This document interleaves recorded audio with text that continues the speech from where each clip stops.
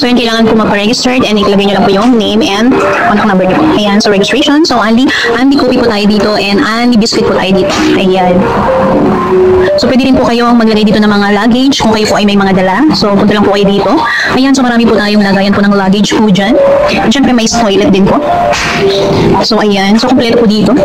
So nakapag-relax ka na and syempre save din po yung mga luggage nyo. Ayan, sa mga, may mga bagong, yung galing po sa Pilipinas. So pwede po kayo maglagay po dito ng luggage. Ayan.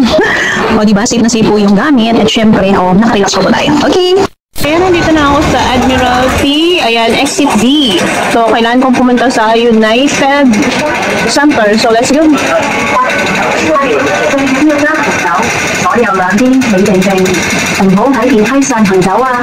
So, ayan, akit lang po tayo dito sa escalator. So, ayan. So, ayan. So, unang escalator to. And then, after nyan, stairs naman tayo. So, yan, akyatin lang natin to.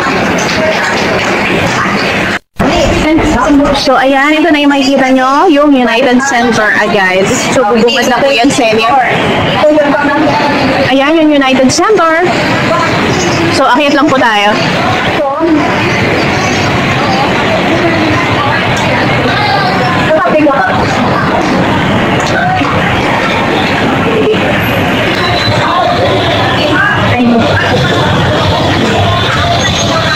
So, ayan, akyat lang po tayo.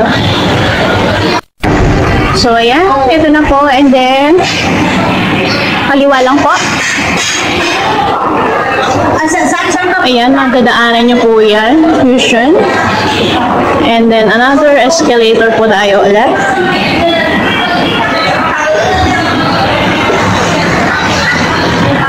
So, yan, medyo mixing escalator lang to. Ayan. Ito na po tayo. And then, hanapin lang po natin yung, ayan. So, dito lang po tayo.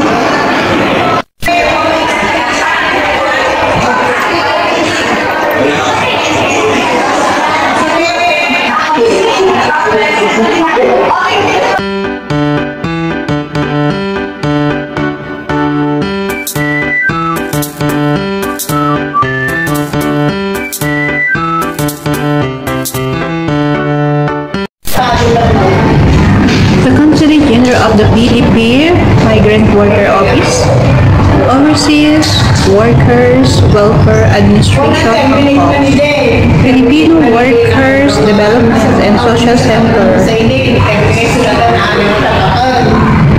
Ito yung pinaka main entrance. So pasok lang po tayo para makapunta tayo sa migrant group. Registered lang po yan sa mga gustong pumunta po sa loob ng migrant group. Ayan, so pirma lang po tayo dyan ng name natin. Okay. Ayan, so ayan, kaliwa lang po tayo. Ayan, makikita nyo na po yung migrant group. Okay. Ayan, enjoy lang po tayo.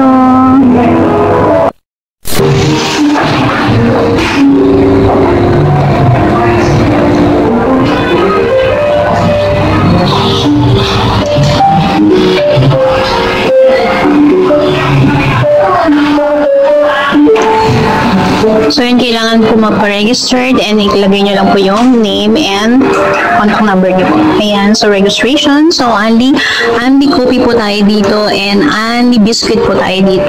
Ayan. So, pwede rin po kayong maglagay dito ng mga luggage kung kayo po ay may mga dala. So, punta lang po kayo dito. Ayan, so marami po tayong lagayan po ng luggage po dyan. And syempre, may toilet din po. So, ayan. So, kompleto po dito. So, nakapag-relax ka na and syempre, safe din po yung mga luggage nyo. Ayan. Sa mga, may mga bagong, yung galing po sa Pilipinas. So, pwede po kayong maglagay po dito ng luggage. Ayan. O, diba? Safe na safe po yung gamit. At syempre, nakarelax po tayo. Okay.